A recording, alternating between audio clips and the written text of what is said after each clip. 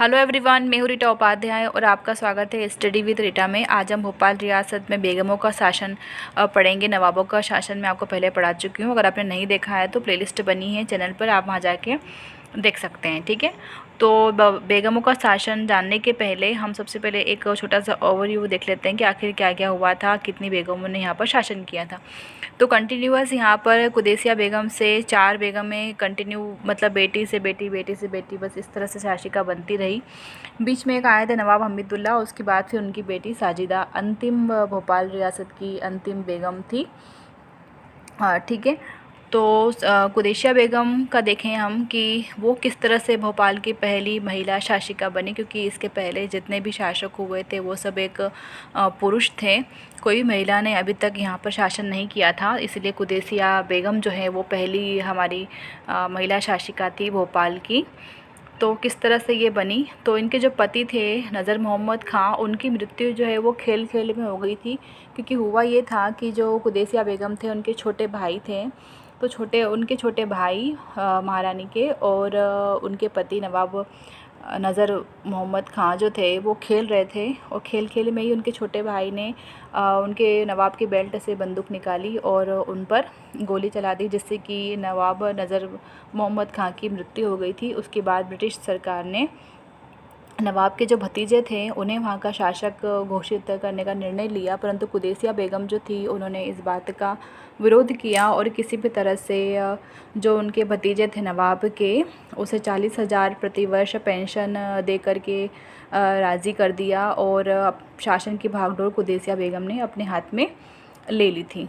और कुदैसिया बेगम ने अपना उत्तराधिकारी अपनी बेटी को नियुक्त किया था, जो कि थी शाहजहाँ बेगम, परंतु वो बहुत छोटी थी उस समय उम्र में, इसीलिए उनकी जो माँ यानी कि कुदैसिया बेगम की जो बेटी थी उसने एक संरक्षिका के तौर पर भोपाल के शासन की बागडोर अपने हाथ में ली।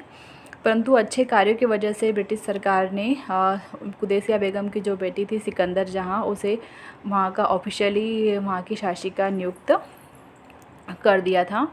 तो और कुदैसिया बेगम जो हैं उन्हें 1 लाख के आसपास प्रतिवर्ष पेंशन दे करके पदमुक्त कर दिया था। तो यह था कुदैसिया बेगम की छोटी सी हिस्ट्री। अब हम देखते हैं कुदैसिया बेगम के बारे में कि क्या क्या इंपॉर्टेंट चीज़ें इनके बारे में। तो ये तो पता चलेगी आपको कि भोपाल की पहली महिला शासिका कौन थी, तो कुदैसिया बेगम थी। Jama Masjid is the most important, कि जामा मस्जिद का निर्माण किसने करवाया था, तो जामा मस्जिद का निर्माण कुदैसिया बेगम ने ही करवाया था, और साथ ही साथ गौहर महल का निर्माण भी कुदैसिया बेगम ने करवाया था। अब इनकी उत्तराधिकारी थी सिकंदर जहाँ बेगम, जो कि इनकी बेटी थी, और ये एक संरक्षिका के तौर पर नियुक्त की गई थी। उसके बाद फिर ऑफिशियली इन्हें वहाँ का शासक घोषित कर दिया था, किसे, सिकंदर जहाँ बेगम को। और सिकंदर जहाँ बेगम ने मोती मस्जिद और मोती महल का निर्माण सिकंदर जहाँ बेगम ने करवाया था।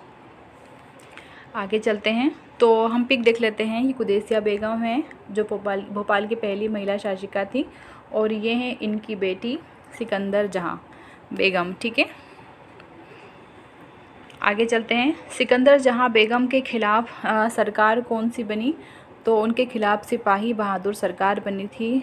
क्यों बनी थी, क्योंकि ये सिकंदर जहाँ बेगम जो थी वो अंग्रेज़ों को काफ़ी सपोर्ट करती थी और उनकी बहुत ही हिमायती थी, इसीलिए ये सरकार इनके खिलाफ बनकर खड़ी हो गई थी कि आप उन्हें सपोर्ट मत कीजिए।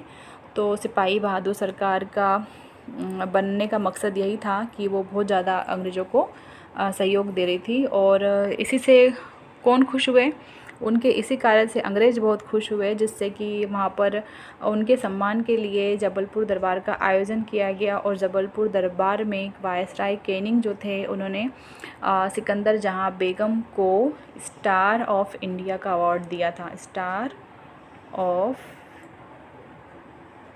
इंडिया के सम्मान का सर्वोच्च जो सम्मान उस टाइम हुआ करता था, उससे सिकंदर जहाँ बेगम को नवाजा था। किसने, वायसराय कैनिंग ने, ये आप ये ध्यान रखिएगा।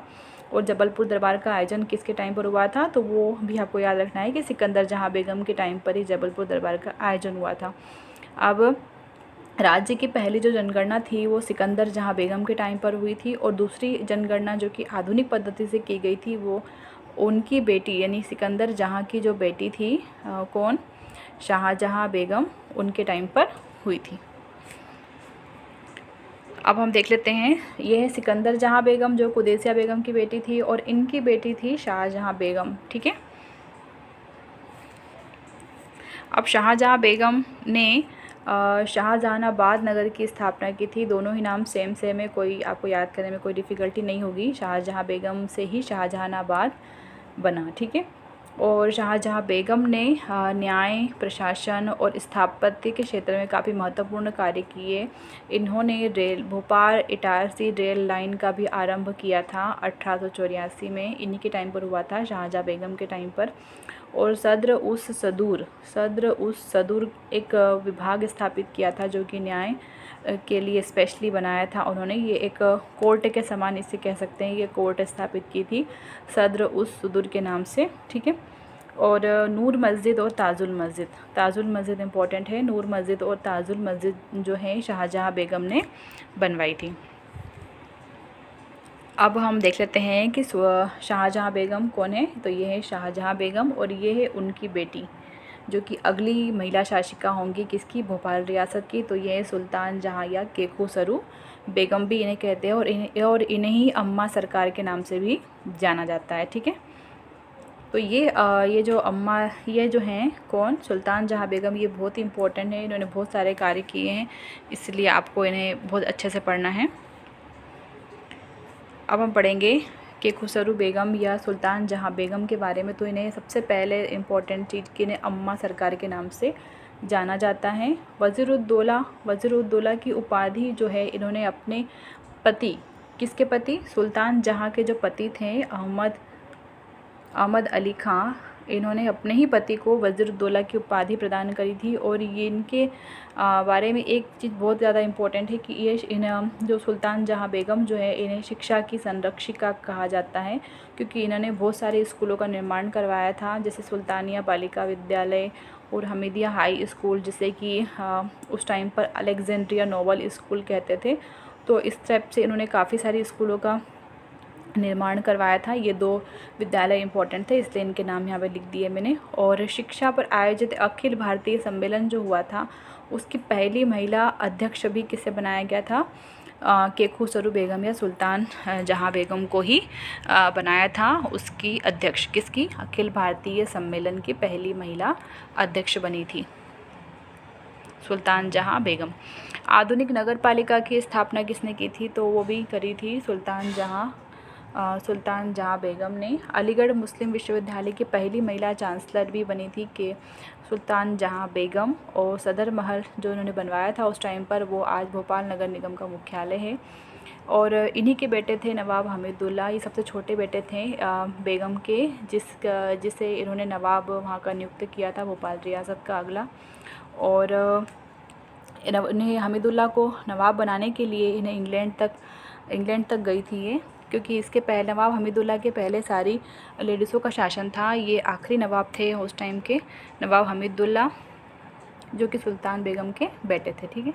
अब हम देख लेते हैं कि ये है दोस्त मोहम्मद खां की पिक है, जो पहले मैं लगाना भूल गई थी।